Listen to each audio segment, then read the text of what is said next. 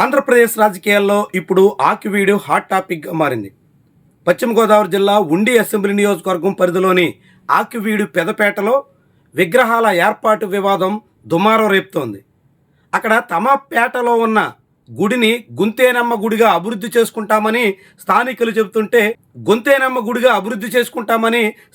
చెబుతుంటే అక్కడ రామాలయం కట్టు తీరుతాం అంటూ బయట నుంచి వచ్చినటువంటి తన అనుచరులతో రఘురామకృష్ణరాజు వివాదం సృష్టించే ప్రయత్నం చేస్తున్నారు.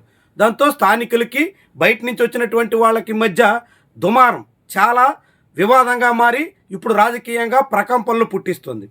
ఈ వివాదం ఒకవైపు సాగుతుండగానే మరో నియోజకవర్గంలో జనసేన పార్టీ ఎమ్మెల్యేను కూడా శ్రీరామనవమి సందర్భంగా స్థానికులు అడ్డుకున్నారు.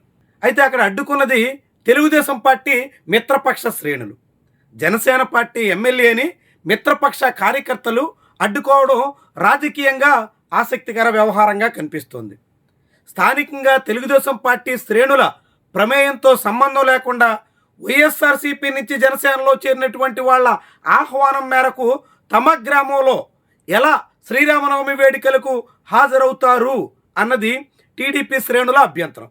దాంతో ఎమ్మెల్యేని నిలదీశారు, అడ్డుకున్నారు. చాలాసేపు వాగ్వాదం కూడా జరిగింది. అంటే అటు ఆకువీడితో పాటుగా ఇటు యలమంచిల్లో కూడా శ్రీరామనవమి సందర్భంగా రాజకీయ దుమారం చెలరేగిందని చెప్పొచ్చు. ఆకువీడిలో వివాదం ఎమ్మెల్యేగా ఉన్న డిప్యూటీ స్పీకర్ సృష్టిస్తే యలమంచిల్లో వివాదం ఎమ్మెల్యేకి వ్యతిరేకంగా మిత్రపక్ష శ్రేణులు సృష్టించినట్టుగా చెప్పాల్సి ఉంటుంది. యలమంచిలి రూరల్ మండలం జంపాపాలెం గ్రామంలో వైఎస్ఆర్సీపీ నుంచి జనసేన పార్టీలో చేరిన సతీష్ అనే నాయకుడు వివాదానికి కారణమయ్యారు. ఆయన ఆధ్వర్యంలో నిర్వహించిన శ్రీరామనవమి వేడుకలకు జనసేన పార్టీ ఎమ్మెల్యే సుందరపు విజయ్ కుమార్ హాజరయ్యారు. ఆయన హాజరవుతున్నట్టు తెలిసిన తెలుగుదేశం పార్టీ శ్రేణులు ఆయన్ని అడ్డుకునే ప్రయత్నం చేశారు. సుందరపు విజయ్ కుమార్ని నిలదీశారు. చాలాసేపు దాని చుట్టూ వాగ్వాదం జరిగింది. జనసేన ఎమ్మెల్యే అనుచరులు టీడీపీ శ్రేణుల మధ్య దుమారం చెలరేగింది. దాని కారణంగా శ్రీరామనవమి నాడే యలమంచిల్ రూరల్లో ఒక్కసారిగా వేడి రాజుకున్నట్టు అయింది. ఈ వివాదం సమసిపోయేలా చేయడానికి ఎమ్మెల్యే తల ప్రాణం తోకకొచ్చినట్టుగా మారింది. చాలాసేపు బొజ్జగింపు, అనేక రకాలుగా బెదిరింపు, ఇతర రకాలుగా తెలుగుదేశం పార్టీ శ్రేణుల్ని బుజ్జగిస్తే నచ్చజెబితే తప్ప వ్యవహారం కొలిక్కి రాలేదు. చివరికి ఎమ్మెల్యే ఆలయంలోకి వెళ్ళి పూజలు నిర్వహించాలనేటువంటి పేరుతో కార్యక్రమం చేసి విని దిరగక రాక తప్పని పరిస్థితి వచ్చింది. అక్కడ టీడీపీ శ్రేణుల అడ్డగింతతో మధ్యలోనే వెనక్కి తిరిగితే రాజకీయంగా చాలా వివాదం అవుతుందని భావించిన ఎమ్మెల్యే తొలుత టీడీపీ శ్రేణులతో వాగ్వాదానికి దిగిన చివరికి నచ్చజెప్పడానికి రాజీ పడే ప్రయత్నానికి వచ్చారు. భవిష్యత్తులో అన్ని జాగ్రత్తలు పాటిస్తామని చెప్పడానికి సిద్ధపడ్డారు.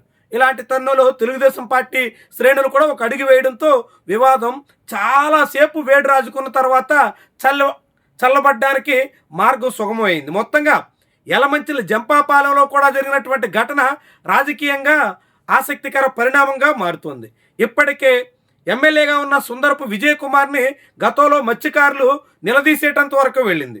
అచ్యుతాపురం మండలంలో మత్స్యకారులు నిలదీస్తే అంతకుముందు రాంబిల్లి మండలంలో రోడ్ల విస్తరణ సందర్భంగా స్థానికులు ఎమ్మెల్యేని వెనక్కి పంపించే పరిస్థితి వచ్చింది. ఇప్పుడు యలమంచిలి రూరల్ మండలంలో ఎమ్మెల్యేని అడ్డుకునే పరిస్థితి వరకు వచ్చింది. అంటే యలమంచిలి అసెంబ్లీ నియోజకవర్గం పరిధిలోని పలు మండలాల్లో ఎమ్మెల్యేని స్థానికులు నిలదీయడం, వ్యతిరేకించడం, వెనక్కి పంపడం ఇలాంటి పరిణామాలు సాగుతున్నాయంటే జనసేన పార్టీ ఎమ్మెల్యేకి ఎంతగా ఎదురుగాలి వీస్తుందో, ఎంతగా పబ్లిక్ నుంచి మిత్రపక్ష కార్యకర్తల నుంచి వ్యతిరేకత వ్యక్తమవుతుందో ఇలాంటి పరిణామాలన్నీ చాటుతున్నట్టుగా చెప్పాల్సి ఉంటుంది.